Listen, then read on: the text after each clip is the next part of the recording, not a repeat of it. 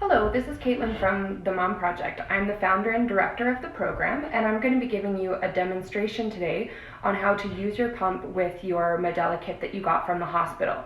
Unfortunately, during COVID-19, we're not able to have volunteers go into the hospitals or into families' homes, so this is how we're going to teach you how to use your pump.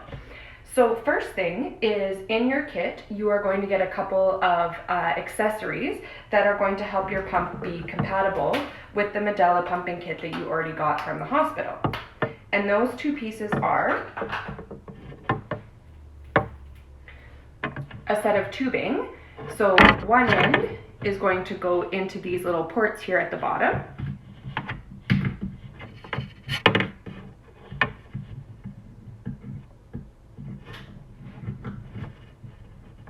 Make sure they're on there firmly. And this is for double pumping. If you wanted to single pump, you could leave this little silicone cap on there and just attach one piece of tubing, but we do recommend double pumping because it's more effective for your breast milk supply and it's also more time effective for you. So the next two pieces that you're going to have are going to be these backflow prevention valves. Yours won't have any markings on them, we just did that for another video, but these attach to the other side of your tubing.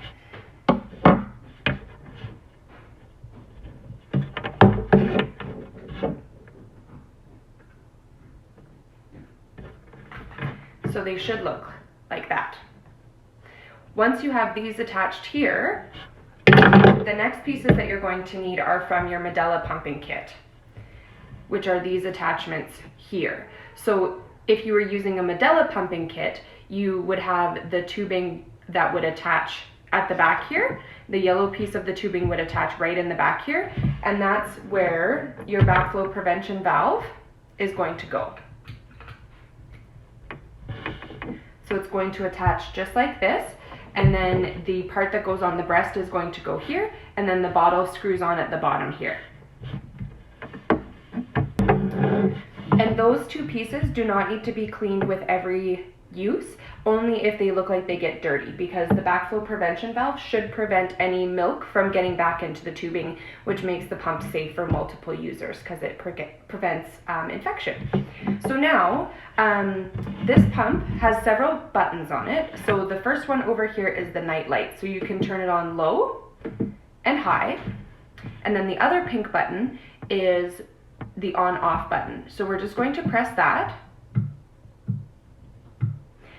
And when the pump first turns on, it's actually going to go into the second mode. I don't know if you can see the screen there. It looks like you can a little bit. So there's a number 38 and an LO2 there. So what we want to do when we first turn on the pump is we're going to hit this button with the 3 wavy lines on it. And then it's going to show the number 70 and an LO1.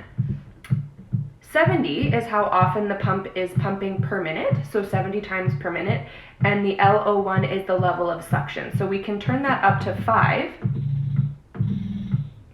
in this pump, and I'll just show you. So that's a 5, and that's 1.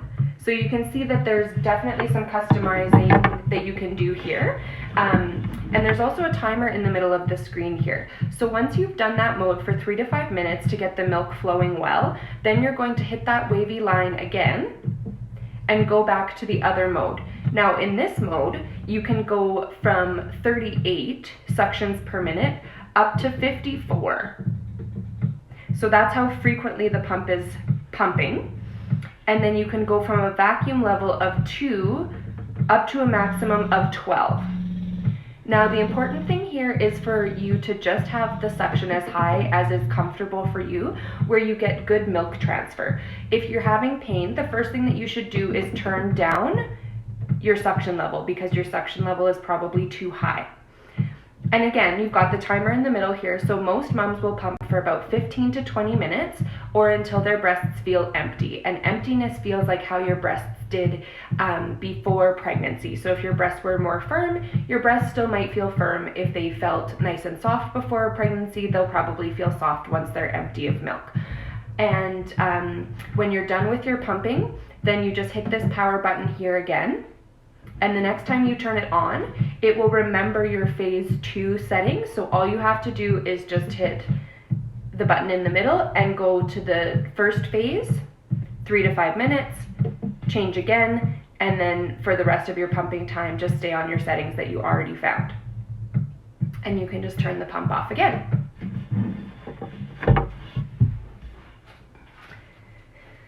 The other thing that we need to explain in our pumping kit are these ice packs. So these ice packs work very similarly to those packs that you get in a new pair of shoes or in a purse. And so inside are moisture absorbing powder. And so what you're going to do is you're going to soak this pack in water for 5 minutes, and then it's going to puff up, and then you're going to put it into your freezer. This is going to keep your milk cold in the cooler pack that we provide for you for up to several hours. So if you have to take the bus to get to the hospital or you have a long car ride, that's how you keep the milk cold. If your milk is coming into the hospital from the fridge, it just needs to stay cold. If it's coming in from the freezer, it does need to stay frozen. So make sure that you have enough cold items in there to help keep your milk at the appropriate temperature.